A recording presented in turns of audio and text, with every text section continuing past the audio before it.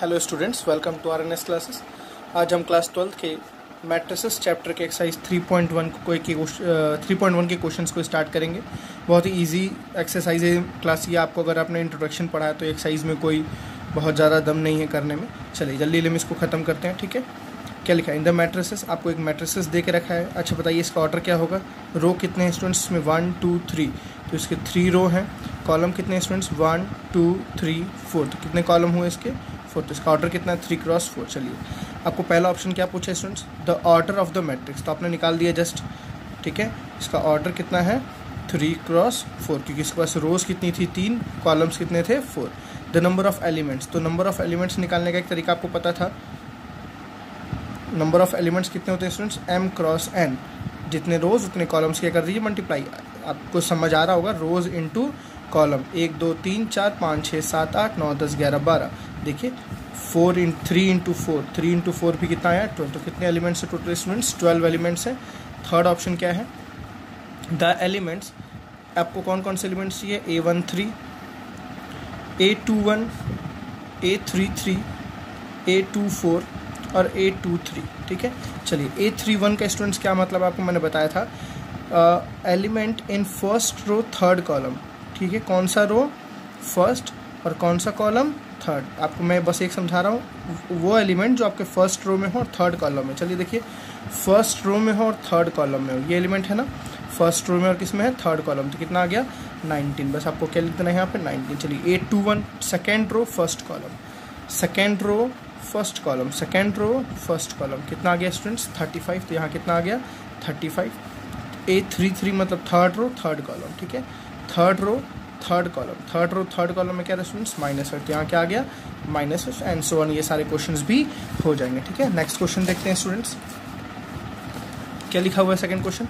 If a matrix has 24 element, एक matrix में 24 elements है, what are the possible order it can. बहुत अच्छा क्वेश्चन है ये, आता है कई बार कि उस मैट्रिक्स से क्या क्या ऑर्डर हो सकते हैं। अगर एक मैट्रिक्स में 24 एलिमेंट, जैसे फॉर एग्जांपल मैंने आपको बताया था एक मैट्रिक्स में अगर 4 एलिमेंट्स हैं तो उसके क्या क्या ऑर्डर हो सकते हैं? 1 × 4 हो सकता है, 4 × 1 हो सकता है, 2 × 2 हो सकता है। जैसे देखिए 1×4 अगर एक मैट्रिक्स बनाएंगे तो उसमें भी 4 एलिमेंट आएंगे। 4×4 मैट्रिक्स 4×1 बनाएंगे तो उसमें भी 4 एलिमेंट आएंगे। 2×2 में भी 4 एलिमेंट आएंगे। एज इट इज़ आपको क्या पूछ रहा है? 24 एलिमेंट है तो कितने तरह के मैट्रिक्स बन सकते हैं, ठीक है। तो आप सिंपल से क्या करो स्टूडेंट्स, 24 को फैक्टराइज कर दो। आपको अगर समझ नहीं आ रहा तो 24 को फैक्टराइज करो। क्या आ रहा है? 2 1 = 2, 2 2 = 4, 2 6 = 12, 2 3 = 6 एंड 3 1 = 3।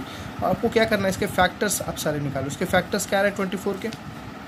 पहला तो 1 आएगा, फिर आएगा 2, फिर आएगा 3, देखिए, ठीक है ना। फिर देखिए 2 2 = 6 भी आ रहा है, 3 2 = कितना आ रहा है स्टूडेंट? 6 आ रहा है, 8 भी आ रहा है, देखिए 2 2 = 4, 4 2 = 8, और क्या आ रहा है? 24 खुद का ही एक फैक्टर है। और कोई फैक्टर देखिए 2 आ गया, 4 बचा हुआ है स्टूडेंट्स, 4 हम भूल गए इसमें।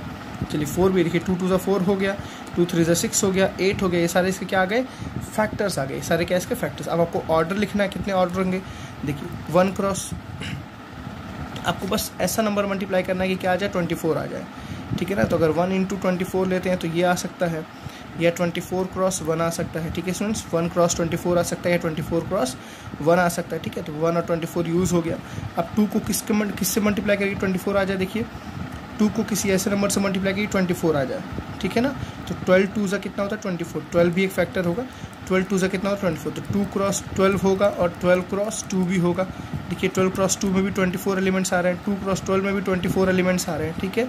चलिए 3 को किसी से मल्टीप्लाई 24 आ जाए, 3 8 = 24, तो 3 × 8 होगा और 8 × 3 होगा। 8 भी यूज़ हो गया, 3 भी यूज़ हो गया। 6 में क्या करें? 6 4 = 24, तो 6 × 4 होगा, 4 × 6 होगा, ठीक है ना। 4 भी हो गया, 8 भी हो गया, 6 भी हो गया। क्या बचा स्टूडेंट्स अब बताइए? 12 भी हो गया हमारे पास यूज़, 24 भी यूज़ हो गया, सारे एलिमेंट्स यूज़ हो गए।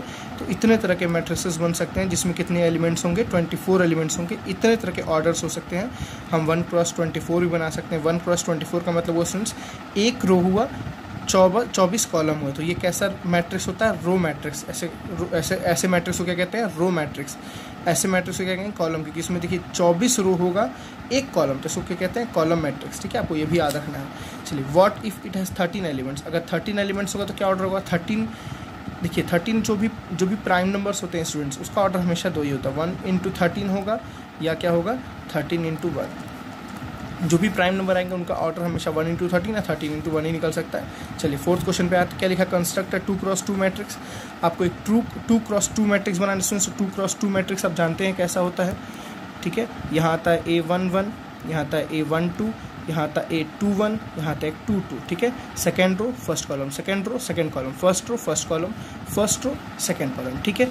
आपको एक 2x2 मैट्रिक्स बनाना है जिसमें जो एलिमेंट है, ये एलिमेंट्स वो कैसे दिए हुए इस फॉर्म में। मैं आपको एक करके दिखा रहा हूँ, आप दूसरा खुद कीजिएगा स्टूडेंट्स, ठीक है।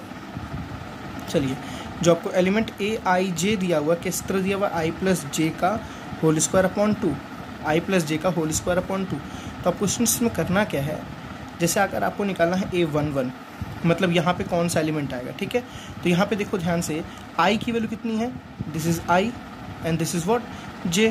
कुछ नहीं करना, I की जगह कितना रखना है, ये I है, I की जगह कितना रखना है 1, J की जगह भी कितना रखना है 1, इसका स्क्वायर अपॉन 2, तो 1 + 1 2, 2 का स्क्वायर 4, 4 अपॉन 2 कितना आ गया स्टूडेंट्स 2, 4 अपॉन 2 कितना आ गया 2। चलिए एक और दिखाते करके, जैसे आपको यहाँ निकालना है A12, तो I की जगह कितना रखना है 1, J की जगह कितना रखना है 2, तो I की जगह 1, देखिए इस इक्वेशन में I की जगह 1, J की जगह कितना रखना है स्टूडेंट्स, देखिए J की जगह कितना रखना है 2 का होल स्क्वायर अपॉन नीचे कितना है 2, तो 2 + 1 3, 3 का स्क्वायर कितना हुआ स्टूडेंट्स 9, तो यहाँ कितना आ गया 9/2, तो यहाँ पे एलिमेंट आ जाएगा 9/2, यहाँ पे एलिमेंट कितना आ जाएगा 2। ऐसे ही A21 निकालते हैं, A21, तो I की जगह कितना 2, तो 2 + J की जगह कितना 1, तो 2 + 1 का स्क्वायर अपॉन 2, 2 + 1 कितना हुआ स्टूडेंट्स 3 का स्क्वायर कितना हो गया 9/2। ये भी वही सेम एलिमेंट A22 निकालते हैं, I की जगह भी 2, J की जगह भी 2, तो 2 + 2 का स्क्वायर अपॉन 2, 2 का स्क्वायर 2 + 2 4, 4 का स्क्वायर कितना हुआ 16, 16/2 इज व्हाट 8, ठीक है। तो यहाँ कितना आ जाएगा 8, तो हमारी मैट्रिक्स क्या बन के आएगी स्टूडेंट्स,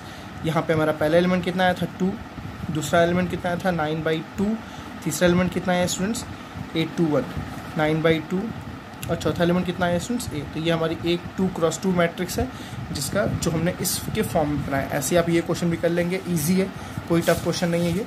चलिए क्वेश्चन नंबर 5 पे देखते हैं स्टूडेंट्स। चलिए यहाँ पे वो क्या बोला है, construct 3x4 matrix. 3x4 matrix construct करने का मतलब है 3 रो 4 कॉलम। तो फॉर एग्जांपल यहाँ पे क्या आएगा 1 1 1 2 1 3 1 4 2 1 2 2 2 3 2 4 3 1 3 2 3 3 3 4। ईजी है ना स्टूडेंट्स। आपको क्या करना है, सेम प्रीवियस क्वेश्चन इस ऑर्डर में सारे एलिमेंट्स को निकालना है। चलिए मैं आपको बस 1 से 2 निकाल के दिखाता हूँ। A11 निकालना है, तो मैंने फिर बोला I की जगह 1, J की जगह 1, I की जगह भी 1, J की जगह 1। तो देखिए फॉर्म क्या है हमारा 1/2 मॉड -3 I की जगह कितना स्टूडेंट्स आएगा 1 प्लस J की जगह कितना आएगा 1। बस इसको सॉल्व करना है। कैसे सॉल्व करना, मॉड है पता ही आपको, तो 1/2 इंटू -3 1 से 3 हो गया, +1 कितना हुआ -2 मॉड में आएगा तो इसमें कितना आएगा 2, 2 से 2 कैंसिल कितना हुआ 1, मतलब यहाँ पे कौन सा वैल्यू आई 1। चलिए ठीक है, आपको मैं 1 3 निकाल के दिखाता हूँ। जैसे A13 तो 1/2 -3 I की जगह कितना स्टूडेंट्स आएगा, I की जगह 1 प्लस J की जगह कितना आएगा स्टूडेंट्स 3। चलिए तो 1/2 एज इट इज़ मॉड। अब देखिए मॉड खुलेगा तो क्या आएगा 3 1 से 3 -3 + 3 क्या हो गया 0, 0 इंटू समथिंग इज व्हाट, कितना आ गया सुन 0। तो यहाँ पे आप क्या पुट करेंगे 0। ऐसे आप सारे एलिमेंट निकाल के बस यहाँ पुट कर देंगे, आपका रिजल्ट आ जाएगा। बहुत इजी क्वेश्चन है ये, ठीक है, कोई टफ क्वेश्चन नहीं है ये। टफ क्वेश्चन होता तो मैं आपको डेफिनेटली कराता। चलिए क्वेश्चन नंबर 6 देखते हैं। इजी है, इंपॉर्टेंट नहीं है, बट ये थोड़ा सा इजी है उन क्वेश्चन से, तो ये थोड़ा सा अच्छा क्वेश्चन है। क्या बोला, find the value of x, y and z for the following equations. Equation मतलब ये देखिए दोनों मैट्रिसेस इक्वल है। इक्वल मैट्रिक्स तभी होते हैं जब ऑर्डर सेम होता है। देखिए ये भी ऑर्डर 2x2 है, 2 रो 2 कॉलम, ये भी ऑर्डर 2x2 है। हमेशा याद रखिएगा मैट्रिक्स, दो इक्वल मैट्रिक्स तभी होती हैं जब उनके ऑर्डर्स क्या होते हैं, सेम होते हैं। आपको क्या बोला है, x, y और z की वैल्यू फाइंड आउट करिए। तो बहुत ईजी है, जब दो मैट्रिक्स इक्वल होते हैं तो अगर ये पहला पोजीशन है तो इस मैट्रिक्स का पहला पोजीशन क्या होगा, इक्वल। मतलब 4 = क्या होगा स्टूडेंट्स y, 3 = क्या होगा स्टूडेंट्स z, ठीक है ना, एंड x = क्या होगा स्टूडेंट्स। बहुत इजी है, मुझे कोई बहुत ज़्यादा समझाने की इसमें ज़रूरत नहीं है। उन पोजीशंस के एलिमेंट, इन पोजीशंस के एलिमेंट क्या हो जाए, जैसे इसका पोजीशन क्या देखिए, second row first column, second row first column. इसका पोजीशन देखिए सेकंड रो फर्स्ट कॉलम, तो ये दोनों एलिमेंट क्या हो जाएंगे हमेशा इक्वल। ऐसे आपको इसमें करना है। चलिए x + y की वैल्यू कितनी होगी स्टूडेंट 6, x + y की वैल्यू कितनी होगी स्टूडेंट 6, और 5 + z की वैल्यू कितनी होगी स्टूडेंट्स 5 + z की वैल्यू कितनी होगी 5, और यहाँ पे दिया x y की वैल्यू कितनी होगी 8।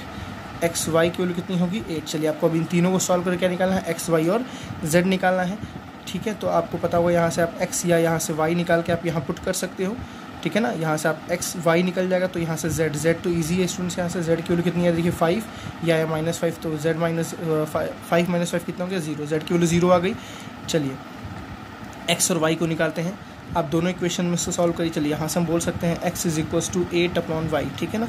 x के लिए क्या रख सकते हैं 8/y। चलिए यहाँ x है, वहाँ क्या रखते हैं 8/y, बगल में क्या है +y = क्या है 6। इसको सॉल्व करेंगे तो हमारे पास y की वैल्यू आ जाएगी, ठीक है स्टूडेंट्स। चलिए नेक्स्ट क्वेश्चन पे आते हैं अपने हम लोग। नेक्स्ट क्वेश्चन देखने से पहले स्टूडेंट्स एक बार आप यहाँ पे ध्यान से देखिए। यहाँ मैं ध्यान नहीं दिया, यहाँ क्वाड्रेटिक इक्वेशन बन रही है। कैसी इक्वेशन बन रही है, क्वाड्रेटिक। तो क्वाड्रेटिक बनेगी तो दो वैल्यूज आएगी, तो यहाँ कंफ्यूज मत होइएगा आप लोग। चलिए इसको जल्दी सॉल्व करते हैं। इस क्वाड्रेटिक को जब हम सॉल्व करेंगे तो आपके पास क्या आएगा 8 + y² = 6y। वाई से मैंने सबको मल्टीप्लाई कर दिया, एक साइड सबको भेजते हैं तो क्या आ जाएगा y² - 6y + 8 = 0। इसको मिडिल टर्म स्प्लिट कर लीजिए, तो 8 के फैक्टर आएंगे 2 2 2, हमें लाना क्या है 6, तो 4 और 2, तो y² - 4y - 2y + 8 = 0। तो y - 4 - 2 y - 4 = 0। तो स्टूडेंट्स यहाँ से y की वैल्यू कितनी आ रही है, एक 4 आ रही है और एक क्या आ रही है y की वैल्यू +2 आ रही है, ठीक है। इस बात का ध्यान रखिएगा। चलिए y की वैल्यू 4 आई और 2 आई, तो x की वैल्यू क्या हमने लिखी थी 8/y। चलिए अगर y की वैल्यू स्टूडेंट्स 4 है तो आप मुझे बताओ x की वैल्यू कितनी आएगी 8/4। 8/4 कितना हुआ 2, और y की वैल्यू अगर 2 है तो x की वैल्यू कितनी आ रही है, x की वैल्यू देखिए 8/8 y की जगह कितना रखेंगे 2, तो कितना है स्टूडेंट्स 4। अब क्या दिख रहा है, अगर y 4 है तो x 2 होगा, अगर y 2 होगा तो x 4 होगा, बट z फिक्स है। z कितना हो रहा है स्टूडेंट्स हमेशा 0। तो हमारे सॉल्यूशंस क्या है, दो सॉल्यूशन आएंगे। अगर x की वैल्यू 2 होगी तो y कितना हो जाएगा 4 हो जाएगा, और z कितना रहेगा 0, ठीक है। दूसरा, अगर x की वैल्यू 4 होगी,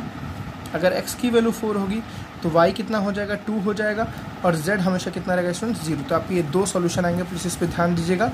मैं दोबारा आपको बता रहा हूँ, इस क्वाड्रेटिक को हम सॉल्व किए हैं, तो क्वाड्रेटिक सॉल्व करने के बाद y की 2 वैल्यू आई है, ठीक। एक बार y की वैल्यू हम यहाँ 4 पुट किए हैं, एक बार y की वैल्यू 4 पुट किए हैं तो x की वैल्यू 2 आई है, एक बार y की वैल्यू 2 पुट किए हैं तो x की वैल्यू 4 आई है। मतलब अगर y 4 x 2 तो z 0, y 2 x 4 तो z 0, ठीक है। ये हमारे दो सॉल्यूशंस यहाँ निकल रहे हैं।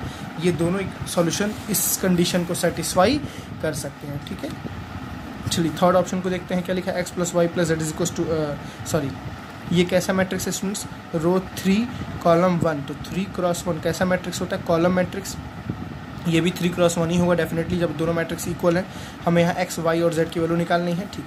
चलिए पहला क्वेश्चन क्या बनेगा, दिस = दिस, क्योंकि दोनों को पोजीशन सेम है, तो हम क्या बोलेंगे x + y + z = 9। दूसरा x + z, ठीक है students, x + z = 5, x + z = 5, और तीसरा y + z = 7, y + z = 7। बहुत ईजी है सॉल्व करना।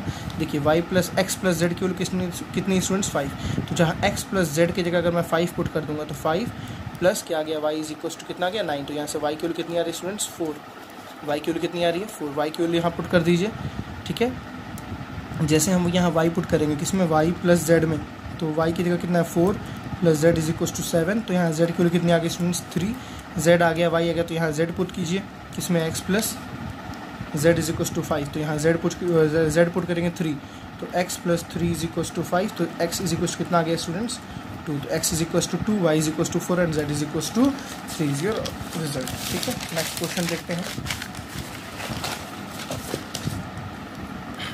सेम उसी पैटर्न पे क्वेश्चन है, find the values of a, b and c from the equation this.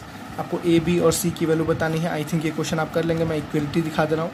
a - b किसके इक्वल होगा स्टूडेंट्स -1 के, a - b किसके इक्वल होगा -1 के इक्वल। 2a - b किसके इक्वल होगा स्टूडेंट्स 0 के इक्वल, ठीक है। 2a + c किसके इक्वल होगा स्टूडेंट्स 5 के इक्वल, ठीक। और लास्ट क्या है 3c + d किसके इक्वल होगा, 3c + d किसके इक्वल होगा 13 के इक्वल। तो आप क्या करेंगे, यहाँ से a और b की इक्वेशंस को सॉल्व करेंगे तो a और b आ जाएगा। जब a और b स्टूडेंट्स आ जाएगा तो यहाँ ए रखेंगे तो सी आ जाएगा, यहाँ सी रखेंगे तो यहाँ से आ जाएगा डी आ जाएगा। आई थिंक आप सॉल्व कर लेंगे, मुझे जहाँ तक लग रहा है। मैं दोबारा बोल रहा हूँ, ए और बी की इक्वेशन एक ये है, ए और बी की इक्वेशन ये है, तो आप इन दोनों को पहले सॉल्व कीजिएगा, आपके पास ए और बी आ जाएगा। ठीक है, आप सॉल्व कैसे भी कर सकते हैं, जैसे मैं देखिए पहला a minus b is equals to -1 और क्या लिखा है 2a minus b is equal 0। आप यहाँ पे एलिमिनेशन लगा सकते हैं, b से b क्या हो गया कैंसिल, नीचे कितना आएगा स्टूडेंट्स -1, यहाँ प्लस माइनस माइनस तो आ जाएगा -1 एज इट इज़। ठीक है, क्योंकि 0 है, और यहाँ पे देखिए माइनस तो आ जाएगा -a इज इक्वल्स टू -1, तो a की वैल्यू कितनी आ गई स्टूडेंट्स 1, और जब a की वैल्यू 1 आ गई तो यहाँ 1 पुट करेंगे तो इधर आएगा तो 1 -1 हो जाएगा, तो -2। b की वैल्यू कितनी आ जाएगी स्टूडेंट्स 2 आ जाएगी। a और b आने के बाद यहाँ पे आप a पुट करेंगे, ठीक है ना, तो यहाँ से c आ जाएगा, यहाँ पे आप c की वैल्यू यहाँ पुट करेंगे तो यहाँ से क्या आ जाएगा d आ जाएगा। ईजी क्वेश्चन है स्टूडेंट्स। चलिए क्वेश्चन नंबर 8 देखते हैं क्या लिखा है। MCQ है, एक मैट्रिक्स A है, वो इस तरह लिखा गया है m क्रॉस n, उसका ऑर्डर है इज ए स्क्वायर। वो स्क्वायर कब होगा, पहला ऑप्शन है क्या m छोटा हो जाए n से, m बड़ा हो जाए n से, m इक्वल। तो मैंने बताया था स्टूडेंट्स स्क्वायर मैट्रिक्स तब होती हैं जब जितने रो हों उतने ही क्या हो कॉलम। तो रो को हम रिप्रेजेंट करते हैं m से, कॉलम को रिप्रेजेंट करते हैं n से। तो मैंने बताया जितने रो उतने कॉलम, मतलब m is equals to n। Square matrix की कंडीशन सिंपल से यही है, m is equals to n। ये कैसे मैट्रिक्स बनेगा, रेक्टेंगुलर मैट्रिक्स। ये कैसे मैट्रिक्स बनेगा, रेक्टेंगुलर, बिकॉज m और n इक्वल नहीं है। यहाँ भी m और n इक्वल नहीं है, चाहे वो बड़ा हो चाहे वो छोटा, उससे मतलब नहीं है, इक्वल होना चाहिए। इक्वल इस कंडीशन में, तो इस कंडीशन में क्या बनेगी students, square matrix. Next last ninth question देखते हैं क्या है। Which of the following values of x and y makes the following equation, pair of matrixes equal. x और y की किस वैल्यू पे, आपको ऐसे 4 ऑप्शंस दिए गए हैं, किस वैल्यू पे ये मैट्रिसेस इक्वल होंगी। तो अगर इक्वल होंगी तो हम उसकी इक्वलिटी चेक करेंगे कि इक्वलिटी उनकी चेक हो रही कि नहीं हो रही है x और y की वैल्यूज़ पे। तो x और y की वैल्यू निकालते हैं स्टूडेंट्स। अगर ये दोनों इक्वल होंगे तो पक्का 3x + 7 किसके इक्वल होगा, 0 के। 3x + 7 किसके इक्वल होगा, 0 के। 5 किसके इक्वल होगा स्टूडेंट्स, y - 2 के। y + 1 किसके इक्वल होगा स्टूडेंट्स, देखिए y + 1 किसके इक्वल होगा, 8 के। और 2 - 3x इज इक्वल टू किसके इक्वल होगा, 2 - 3x किसके इक्वल होगा, 4 के। ठीक है, चलिए यहाँ से देखिए स्टूडेंट्स x की वैल्यू कितनी आ रही है, 3x + 7 = 0 है, तो x की वैल्यू आएगी -7/3। ठीक है, और सिमिलरली आप यहाँ देखिए एक चीज़, यहाँ से x की वैल्यू क्या आ सकती है। फॉर एग्जाम्पल चलिए पहले y को सॉल्व करते हैं। -2 इधर गया तो +2 हो गया, तो y की वैल्यू कितनी आ रही है, 7। ठीक है, यहाँ भी देखिए y की वैल्यू कितनी आ रही है, -1 उधर गया तो +1 उधर गया तो -1 हो गया, 8 - 1 इज व्हाट, 7। देखिए ये दोनों तो सेम है, y की वैल्यू तो सेम है, बट x की वैल्यू देखिए स्टूडेंट सेम नहीं आ रही, क्योंकि यहाँ पे x आप जब सॉल्व करेंगे तो यहाँ x कितना आएगा, -3x, सॉरी 2 उधर गया तो -2 हो गया, तो -3x इज इक्वल टू 2, तो x इज इक्वल टू कितना आ गया, -2/3। आपको क्या लग रहा है, -7/3 और क्या -2/3 इक्वल है, नहीं। तो x की यहाँ पे कितनी वैल्यू आ रही है, x has 2 values, x has 2 values, और x की 2 वैल्यू होने की वजह से ऐसी कंडीशन पॉसिबल नहीं है जिसमें मैट्रिक्स क्या हो सके, इक्वल। तो ये क्या है, नॉट पॉसिबल टू फाइंड।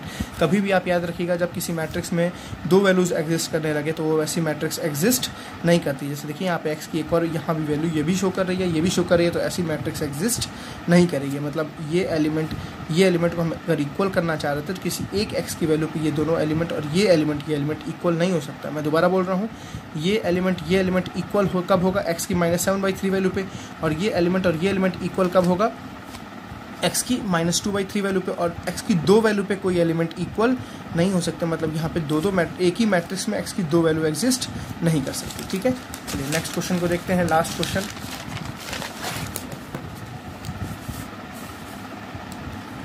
चलिए काफ़ी छोटू सा और बहुत ही इंपॉर्टेंट, बहुत अच्छा क्वेश्चन ये माना जाता है, बिकॉज आपको ये थोड़ा सा PNC से बेस्ड होता है ये क्वेश्चन। क्या लिखा है देखिए, the numbers of all possible matrices, the number of all possible matrices, कितने तरह के मैट्रिसेस बन सकते हैं, ऑफ ऑर्डर 3x3। कंफर्म हो गया, ऑर्डर कितना होगा स्टूडेंट्स, 3x3 ही होगा। 3x3 का मतलब आप समझ रहे हो कितने एलिमेंट्स होंगे, 1 2 3 4 5 6 7 8 9। ठीक है, ऐसे आपके कितने सारे मैट्रिक्स बन सकते हैं। आपको क्या बोला है, ईच एंट्री 0 1 1, मतलब जो एंट्री हो वहाँ पे या 0 हो या वो 1 हो, या यहाँ पे 0 हो या वो 1 हो, यहाँ पे 0 हो या 1 हो। चलिए अब देखिए इस प्लेस पे हम कितने वेज से भर सकते हैं, या तो 0 या तो 1, 2 वेज। इस प्लेस पे भी 2 वेज, इस प्लेस पे भी 2 वेज, यहाँ भी 2 तरीके से वेज है स्टूडेंट्स, ये ध्यान रखिएगा, ये भी क्या है, वेज है। ठीक, हर एक प्लेस को हम कितने वेज से भर रहे हैं, 2 वेज से। ठीक, अब यहाँ बात आती है डिपेंडेंसी है कि नहीं है।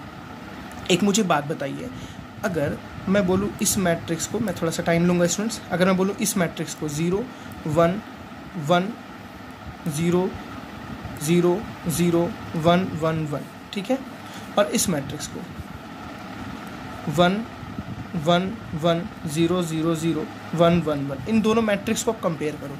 देखो स्टूडेंट्स क्या डिफरेंस है, ये सारे एलिमेंट इक्वल हैं, जो एलिमेंट इसमें है वही एलिमेंट इसमें, बट डिफरेंट क्या है, यहाँ 0 और यहाँ क्या आ गया 1।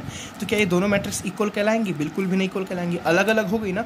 मतलब कहीं ना कहीं एलिमेंट्स की डिपेंडेंसी हो रही है यहाँ पे, एक एलिमेंट दूसरे पे क्या है, डिपेंडेंट है, और डिपेंडेंट है तो क्या लगता है, मल्टीप्लिकेशन रूल लगता है। क्या लगता है? Multiplication rule. मतलब हम पहले प्लेस को कितने वेज से भर सकते हैं, 2 to power 2, 2 वेज से मतलब ना स्टूडेंट्स, तो सॉरी 2 वेज से मतलब 2, दूसरे एलिमेंट्स को कितने स्टूडेंट्स से 2, तीसरे एलिमेंट को भी 2, चौथे एलिमेंट को भी 2, कितने तक, 9 तक ऐसे भरेंगे।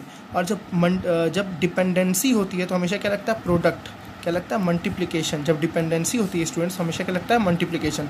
तो इन सारे को हम कैसे लिख सकते हैं, 2 to power 9, क्योंकि 2 कितने टाइम्स मल्टीप्लाई हो रहा है, 9 time. 2 to power 9 is equals to what, 512 is your result. मतलब 512 ऐसे मैट्रिसेस बन सकते हैं जिसकी एंट्री अगर हम 0 और 1 करते हैं तो वो 512 तरीके से मैट्रिसेस हम डिफाइन कर सकते हैं, ठीक है। आई थिंक आपको ये क्वेश्चन अच्छे समझ आया।